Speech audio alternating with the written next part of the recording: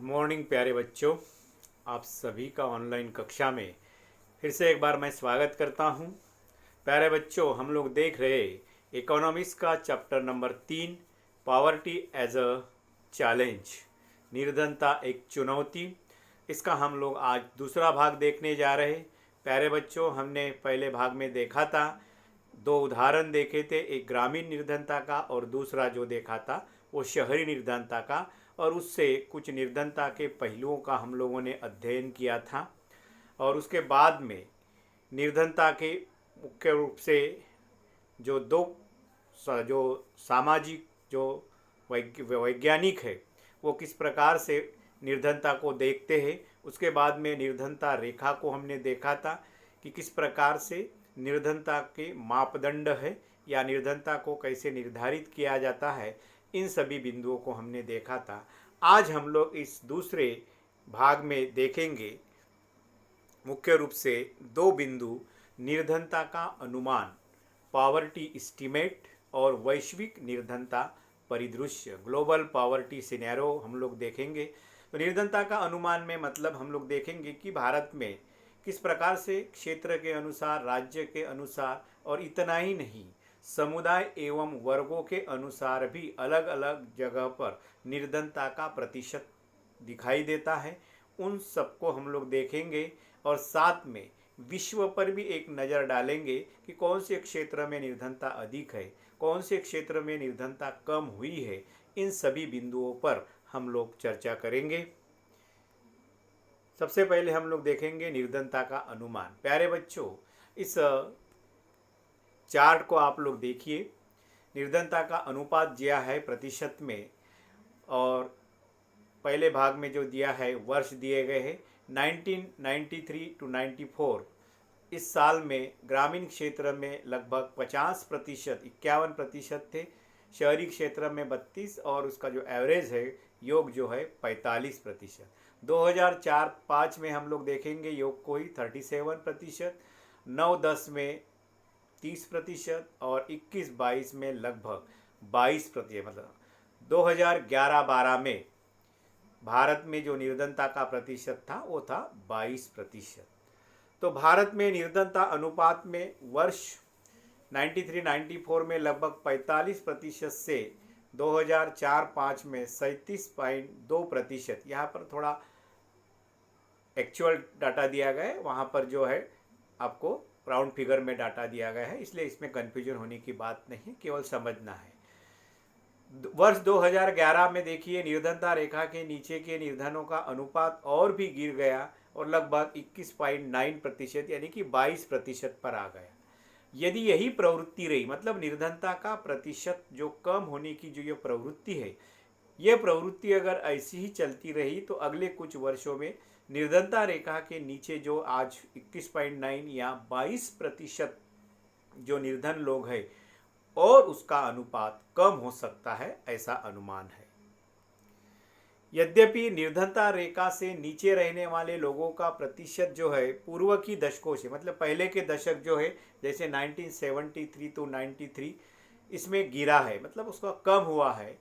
इसके कारण निर्धन लोगों की संख्या में भी कमी आई है।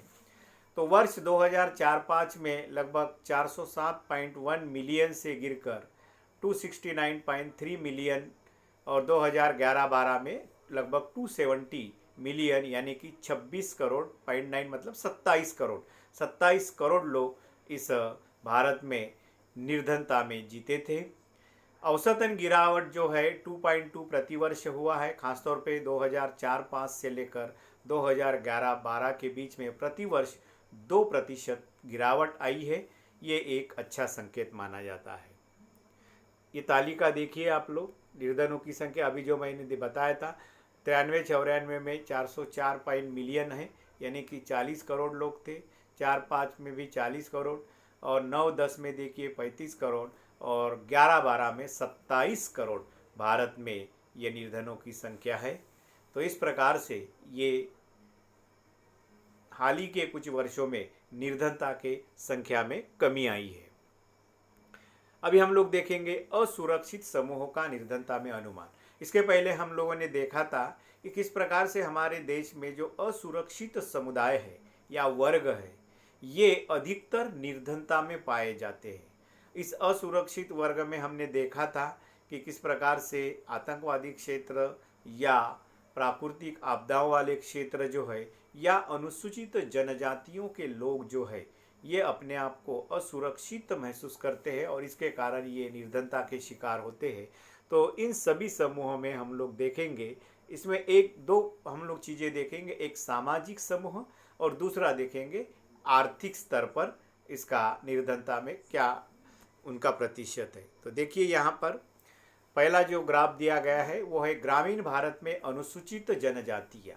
प्यारे बच्चों, लगभग 43% जो है अनुपात जो है ये भारत में अनुसूचित जनजातियों के लोग हैं, यानी कि आदिवासी लोग, एसटी शेड्यूल्ड ट्राइब लोग हैं। 29% लोग निर्धनता में अनुसूचित जाति के पाए जाते हैं, एससी के। फिर टोटल एवरेज जो है भारत का अभी जो हमने डाटा देखा 22% अनुपात है हमारे निर्धनता का। और कृषि मजदूर, ग्रामीण क्षेत्र में जो खेती पर काम करने वाले जो दिहाड़ी मजदूर है, दैनंदिन जो मजदूर है, वो 40% पाए जाते हैं। ये आर्थिक स्तर पर ये पहले जो दो ग्रुप है इसको हम लोग सामाजिक स्तर कहते हैं और इन दो ग्रुप को हम लोग कहते हैं आर्थिक स्तर। तो कृषि मजदूर जो है खेती में ग्रामीण क्षेत्र में, और शहरी क्षेत्र में अनियत मजदूर, अनियत का मतलब होता है अनियमित, मतलब उन्हें हर दिन काम नहीं मिलता है, ऐसे मजदूर आमतौर पर निर्धनता में अधिक मात्रा में पाए जाते हैं। निर्धनता रेखा से नीचे के लोगों का अनुपात भारत में सभी सामाजिक समूहों और आर्थिक वर्गों में एक समान नहीं है। देखिए प्यारे बच्चों, अभी हमने देखा कि सभी सामाजिक वर्गों में एक जैसा नहीं है, और आर्थिक वर्ग मतलब ये दो, कृषि मजदूर और अनियत मजदूर। और सामाजिक वर्ग मतलब होता है, समूह मतलब होता है अनुसूचित जाति और अनुसूचित जनजाति के लोग। जो सामाजिक समूह निर्धनता के प्रति सर्वाधिक असुरक्षित है वे है अनुसूचित जाति और जनजाति के परिवार। तो इसलिए इसमें अधिक निर्धनता भी पाई जाती है। असुरक्षित समूहों का निर्धनता का अनुपात जो है ये अभी हमने देखा। इसी प्रकार जो आर्थिक समूहों का सर्वाधिक असुरक्षित अनुपात है, देखिए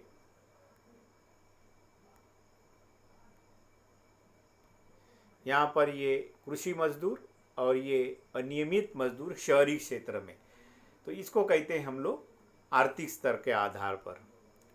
तो इस प्रकार आर्थिक समूह में सर्वाधिक असुरक्षित समूह कौन है? ग्रामीण कृषि श्रमिक परिवार और नगरीय अनियत मजदूर। अनियत मतलब अनियमित, मतलब जिन मजदूरों को शहरी क्षेत्र में प्रत्येक दिन में काम नहीं मिलता है, कुछ महीने के कुछ ही दिन काम मिलता है और बाकी समय काम नहीं मिलता है, ऐसे अनियत मजदूर होते हैं। यद्यपि निर्धनता रेखा के नीचे के लोगों का औसत भारत में सभी समूहों के लिए 22 है, क्योंकि हमारा जो एवरेज है टोटल इंडिया का वो है ये 22%, माफ कीजिए ये 22% है। तो इस प्रकार से ये 22% जो है ये भारत का प्रतिशत है निर्धनता का। हाल ही के अध्ययनों ने दर्शाया है कि 1990 के दशक के दौरान अनुसूचित जनजाति परिवारों को छोड़कर, ध्यान दीजिए, मतलब एसटी को छोड़कर बाकी जो 3 समूह हैं, अनुसूचित जाति, ग्रामीण कृषि श्रमिक व नगरीय अनियमित मजदूर परिवार है, इनमें निर्धनता में कमी आई है।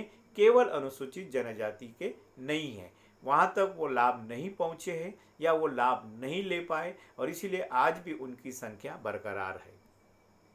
सामाजिक समूहों के अतिरिक्त परिवार में आय की असमानता है।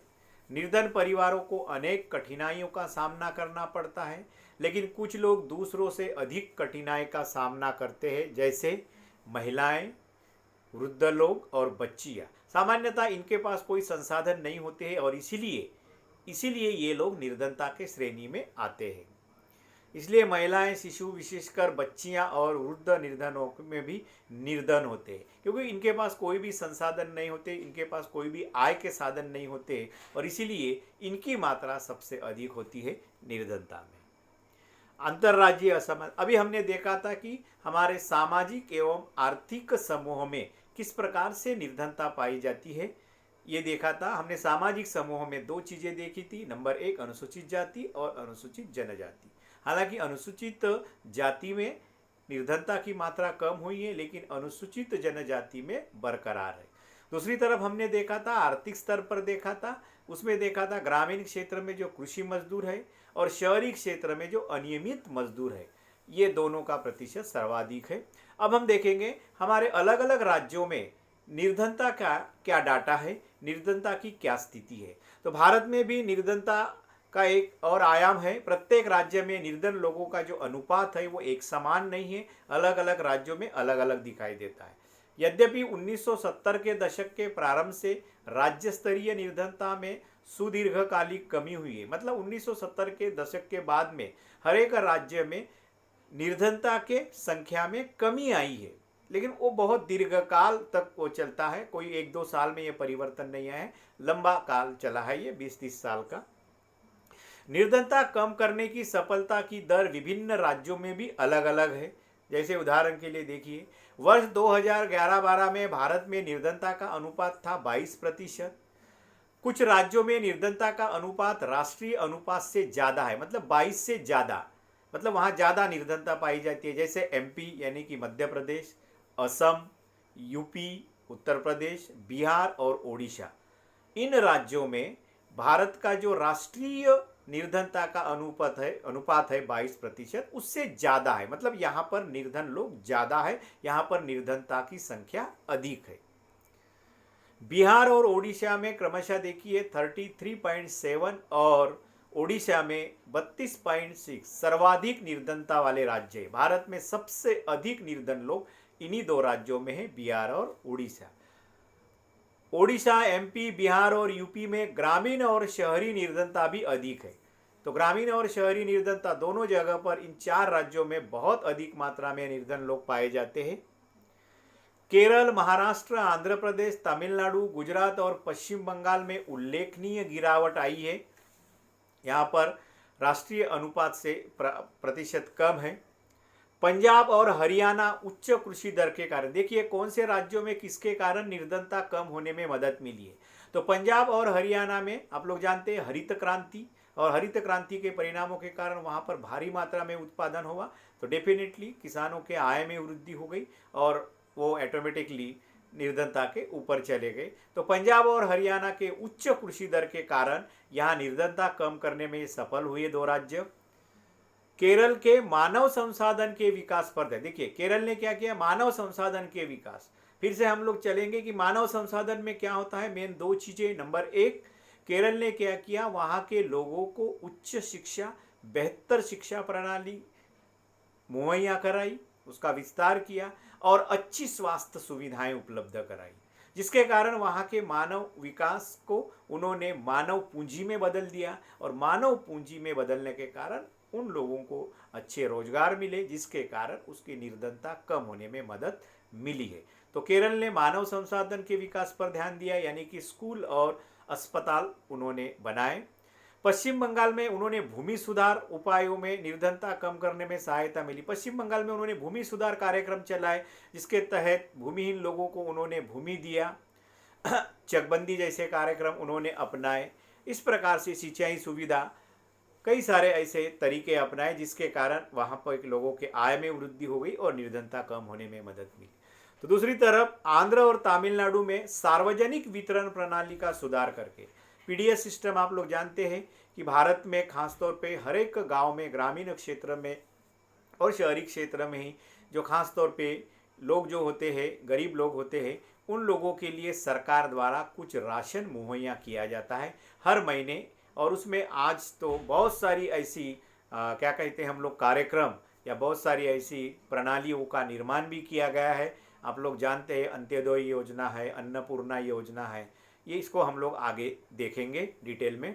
तो सार्वजनिक वितरण प्रणाली यानी कि गरीब लोगों को सरकार की ओर से बहुत ही कम दरों पर जो है गेहूं और चावल उत्पन्न करा। जैसे आप लोग जानते हैं अंत्योदय योजना में 35 किलो चावल, माफ कीजिए 35 किलो अनाज उपलब्ध किया जाता है, जिसमें 2 रुपये किलो गेहूं और 3 रुपये किलो चावल उपलब्ध कराया जाता है, जिसके कारण लोगों के स्तर में वृद्धि हुई है और निर्धनता कम होने में मदद मिली है। ये देखिए पूरे राज्य का यहाँ पर चार्ट दिया गया है, जो सिर्फ कुछ राज्य जो है उसको हम लोग देखेंगे। सबसे ज़्यादा देखिए प्यारे बच्चों, ये बिहार का है ग्राफ, उसके बाद में यहाँ पर 37.7% था, उसके बाद में उड़ीसा देखिए 32.6, उसके बाद में असम देखिए 31.9, मतलब लगभग 32 ही 31.7 एमपी। उसके बाद में देखिए आपका उत्तर प्रदेश, ये बड़े बड़े राज्य जहाँ पर निर्धनता सबसे अधिक निर्धनता का अनुपात पाया जाता है। उसके बाद में कर्नाटक, पश्चिम बंगाल, उसके बाद में महाराष्ट्र देखिए 17.9, मतलब लगभग कहाँ से शुरुआत कर सकते हैं हम लोग, पश्चिम बंगाल, पश्चिम बंगाल से लगभग ये आपका केरल तक। इन राज्यों में हमारा जो राष्ट्रीय निर्धनता का अनुपात है जो कितना है, लगभग 21.9, तो 22% से कम है इन राज्यों में। और बाकी जो राज्य है जैसे कर्नाटक, उत्तर प्रदेश, मध्य प्रदेश, असम, ओडिशा और बिहार, इन राज्यों में राष्ट्रीय अनुपात से अधिक निर्धनता पाई जाती है। तो सबसे कम देखिए आप लोग कहाँ पर है, केरल है, क्योंकि केरल में उन्होंने मानव संसाधन का विकास किया है और इसमें जनसंख्या भी एक फैक्टर बहुत महत्वपूर्ण है। लेकिन फिर भी उन्होंने देखिए बाद में आपका हिमाचल प्रदेश देखिए, पंजाब देखिए, आंध्र प्रदेश, दिल्ली, हरियाणा, तमिलनाडु, त्रिपुरा, राजस्थान, गुजरात और बाद में महाराष्ट्र, इनमें राष्ट्रीय निर्धनता अनुपात से कम है। मतलब इन राज्यों में काफ़ी अधिक मात्रा में निर्धनता कम हुई है। वैश्विक निर्धनता, अभी हम लोग थोड़ा एक विश्व पर नज़र डालेंगे, विश्व के कौन कौन से क्षेत्र में कैसे निर्धनता पाई जाती है। वैसे देखा जाए तो विकासशील देशों में अत्यंत आर्थिक निर्धनता में रहने वाले लोगों का अनुपात जो 1990 में 35% था विकासशील देशों में, डेवलपिंग कंट्री में, वो घटकर 10.68% हुआ। 35 से डायरेक्ट लगभग 11% हम लोग मान लेते हैं। तो सोचिए बहुत इसकी गिरावट आई है, यानी कि निर्धनता कम होने में विकासशील देशों ने भी काफ़ी अच्छे प्रयास किए हैं। वैश्विक निर्धनता में गिरावट आई, लेकिन इसमें क्षेत्रीय भिन्नताएं हैं, मतलब सभी जगह नहीं हुआ है। अब कहाँ कहाँ हुआ है देखते हैं। तीव्र आर्थिक विकास और मानव संसाधन, देखिए इन दो कारणों के कारण चाइना और दक्षिण पूर्व एशिया के जो लोग हैं या सरकारों ने क्या किया कि उन्होंने अपना सबसे पहले आर्थिक विकास यानी कि आर्थिक समृद्धि दर बढ़ाया, देश का आर्थिक विकास को उन्होंने गति दिया।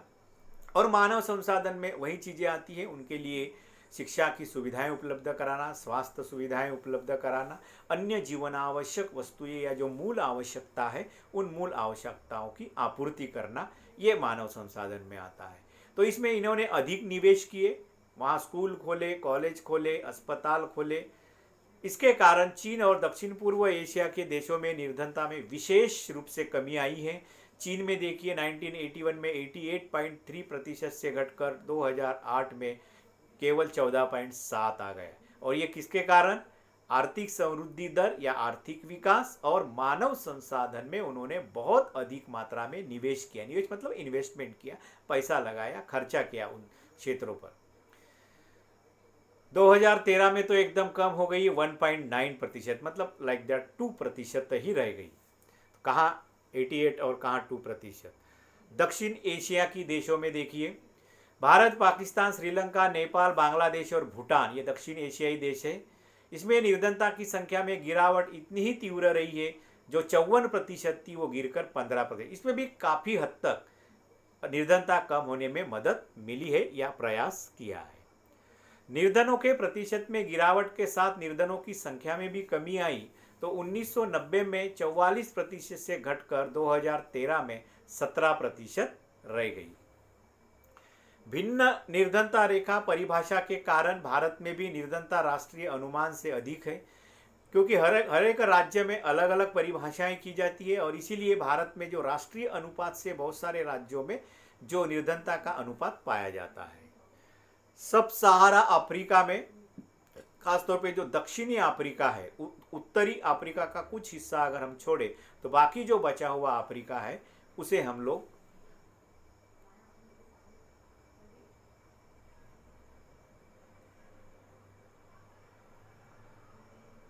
ये अफ्रीका अगर छोड़ा तो बाकी जो बचा हुआ अफ्रीका है आपका, ये है आपका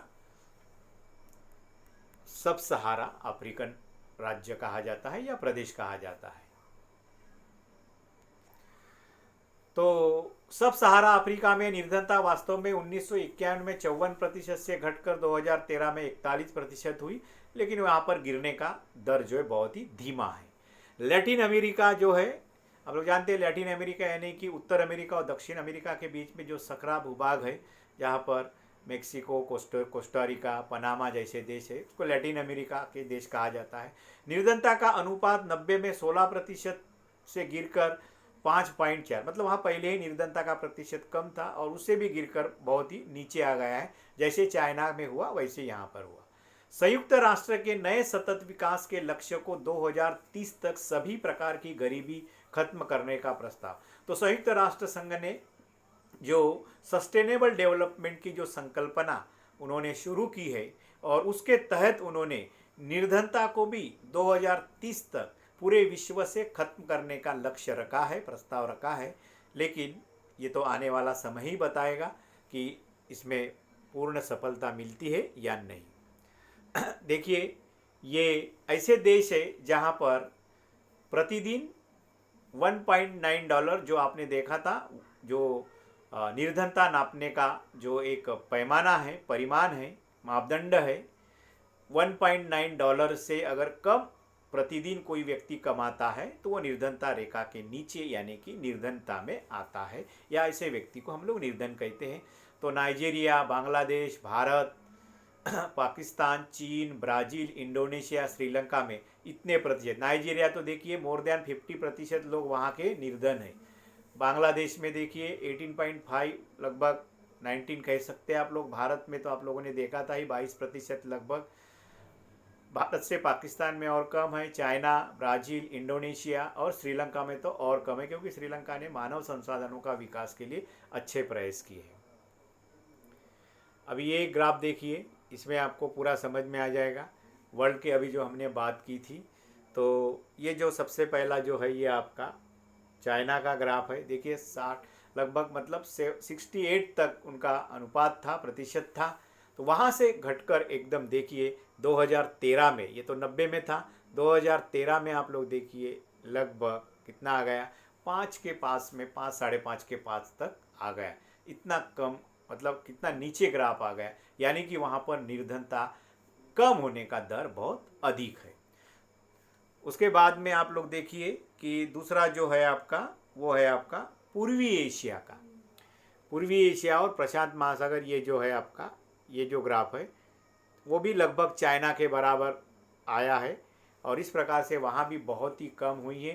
कहाँ लगभग 60% के ऊपर 61%, और कहाँ नीचे एकदम लगभग 3-4% पर आ गए।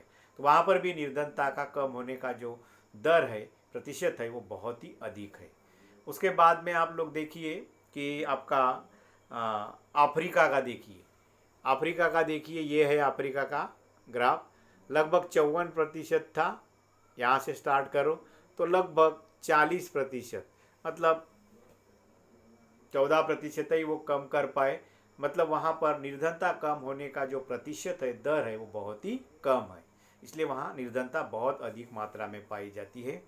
उसके बाद में हरा वाला देखिए, हरा वाला है साउथ एशिया का है, जो जिसे हम लोग दक्षिण एशिया कहते हैं, जिसमें भारत वगैरह आता है। तो वहाँ पर भी देखिए, यहाँ पर लगभग 45 था और लगभग यहाँ पर 18 तक आ गया है, 17-18 तक। तो इस प्रकार से यहाँ पर भी काफ़ी अधिक मात्रा में निर्धनता कम हुई है।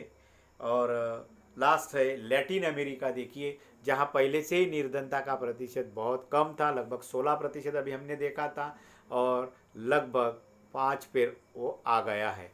तो इस प्रकार से ये विश्व का एक परिदृश्य है निर्धनता में।